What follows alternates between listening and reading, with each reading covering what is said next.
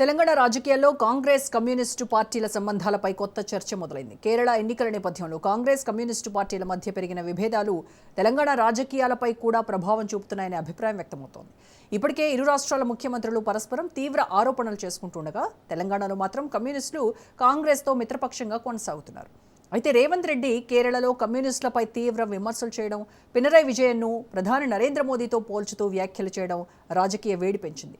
ఈ వ్యాఖ్యలతో తెలంగాణ కమ్యూనిస్టుల్లో అసంతృప్తి వ్యక్తమవుతుండగా భవిష్యత్తులో ఈ పొత్తు కొనసాగుతుందా లేదా అనే చర్చ రాజకీయ వర్గాల్లో మొదలైంది. కేరళలో పెరిగిన చిచ్చు తెలంగాణలో మిత్ర బంధంపై ప్రభావం చూపుతుందా అన్నది ఆసక్తికరంగా మారింది.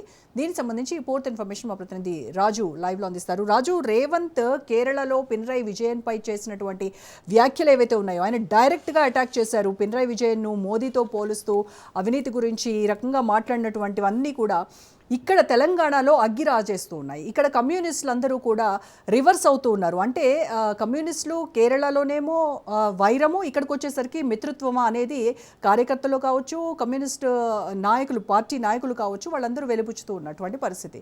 సో ఏం చెప్తూ ఉన్నారు కమ్యూనిస్టులు దీనిపైన?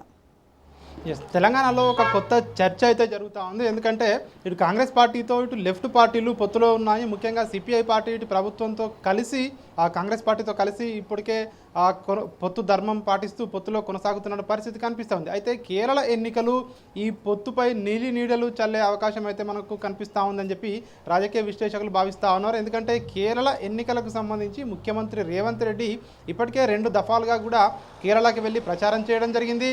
అక్కడికి వెళ్ళినప్పుడు అక్కడ ఉన్నటువంటి ఏదైతే పినరయ్ విజయన్, ముఖ్యమంత్రిగా ఉన్నటువంటి పినరయ్ విజయన్ లెఫ్ట్ పార్టీ ఆధ్వర్యంలో ఉన్నటువంటి ఎల్డీఎఫ్ కూటమిలో ఆయన ముఖ్యమంత్రిగా కొనసాగుతూ ఉన్నారు. ఆయనపై తీవ్ర విమర్శలు చేసిన పరిస్థితి మనం చూసాము. అయితే ముఖ్యంగా ఆయన పినరయ్ విజయన్, అదేవిధంగా ప్రధానమంత్రి నరేంద్ర మోడీ ఇద్దరు కూడా ఒకటే అని చెప్పి ముఖ్యమంత్రి రేవంత్ రెడ్డి ఏదైతే విమర్శించారో, అంతేకాకుండా వారిద్దరూ కూడా రహస్య మిత్రులు, వివిధ రాష్ట్రాల ముఖ్యమంత్రులపై ఎట్లాంటి చర్యలు తీసుకున్నా కూడా ఏమైనా అవినీతి ఆరోపణలు, కేరళలో కూడా చాలా వరకు అవినీతి ఆరోపణలు వచ్చాయి, పినరయ్ విజయన్పై కూడా చాలా వచ్చాయి. మరి ఎందుకు ప్రధానమంత్రి నరేంద్ర మోడీ తాత్సారం చేస్తూ ఉన్నారు, ఆయనపై చర్యలు ఎందుకు తీసుకోవడం లేదు, అంటే వారిద్దరి మధ్య రహస్య ఒప్పందం ఏమిటి అనే విధంగా కూడా ఆయన విమర్శలు చేసి వచ్చారు.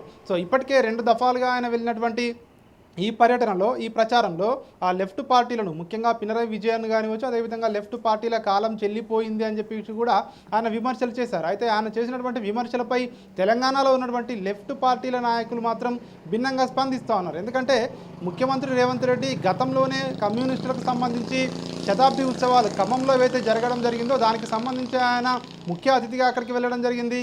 ఏదైతే ఖమ్మంలో వెళ్ళి కమ్యూనిస్టుల సిద్ధాంతపరులు అని చెప్పేసి కూడా వారిని ఆకాశానికి ఎత్తినటువంటి రేవంత్ రెడ్డి మరి ఎందుకు కేరళకు వెళ్ళి కమ్యూనిస్టు సిద్ధాంతం అవుట్డేట్ అయిపోయిందని చెప్పి కూడా విమర్శలు చేస్తూ ఉన్నారు. ఇవన్నీ కూడా రాజకీయ లబ్ధి కోసమే చేస్తున్నటువంటి విమర్శలుగా కూడా కమ్యూనిస్టు పార్టీ నేతలు చూస్తూ ఉన్నారు. తెలంగాణలో కూడా ఎందుకు ఇట్లాంటి వ్యాఖ్యలు చేశారని చెప్పేసి కూడా పెద్ద ఎత్తున విమర్శలు అయితే ముఖ్యమంత్రి రేవంత్ రెడ్డిపై రావడం జరిగింది. సో రాబోయే రోజుల్లో ఏం జరగబోతా ఉంది అన్నటువంటి చర్చ అయితే ప్రస్తుతం జరుగుతూ ఉంది. ఇటు లెఫ్ట్ పార్టీలకు, అదేవిధంగా ఇటు కాంగ్రెస్ పార్టీకి మధ్యలో రాబోయే రోజుల్లో పొత్తు ఉండదా అన్నటువంటి ఏదైతే చర్చ కూడా జరుగుతూ ఉంది. రాబోయే ఎన్నికల్లో ఒంటరిగా పోటీ చేస్తారా, సో ఎట్లా వెళ్తారు అన్నటువంటి చర్చతో పాటు ఇండియా కూటమిలో, దేశవ్యాప్తంగా ఉన్నటువంటి ఇండియా కూటమి ఏదైతే కాంగ్రెస్ ఆధ్వర్యంలో ఉందో అందులో కూడా ఈ లెఫ్ట్ పార్టీలు భాగస్వామ్య పార్టీలుగా ఉన్నాయి. సో ఈ నేపథ్యంలోనే ముఖ్యమంత్రి రేవంత్ రెడ్డి కేరళలో చేసినటువంటి వ్యాఖ్యలు ఏవైతే ఉన్నాయో ప్రస్తుతము లెఫ్ట్ పార్టీలతో పొత్తు కాంగ్రెస్ పార్టీకి ఉంటుందా అన్నటువంటి చర్చ అయితే పెద్ద ఎత్తున నడుస్తూ ఉంది. ఒకవైపు ఈ విధంగా ముఖ్యమంత్రి రేవంత్ రెడ్డి తీవ్రంగా విమర్శించిన పట్ల లెఫ్ట్ పార్టీలపై కానివచ్చు, లెఫ్ట్ పార్టీల భావజాలంపై కానివచ్చు, ఆయన రాష్ట్ర ముఖ్యమంత్రిపై చేసినటువంటి వ్యాఖ్యలు కానివచ్చు, రాష్ట్ర లెఫ్ట్ పార్టీల నేతలు అయితే తీవ్రంగా పరిగణిస్తూ ఉన్నారు.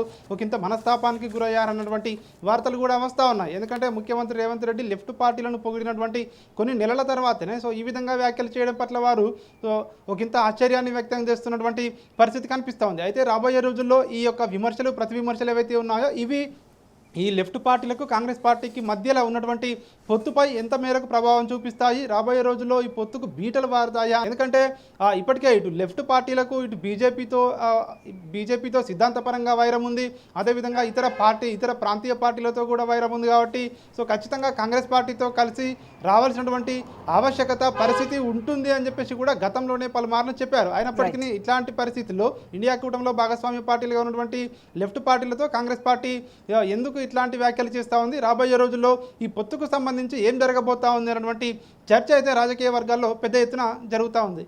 Right, thank you Raju.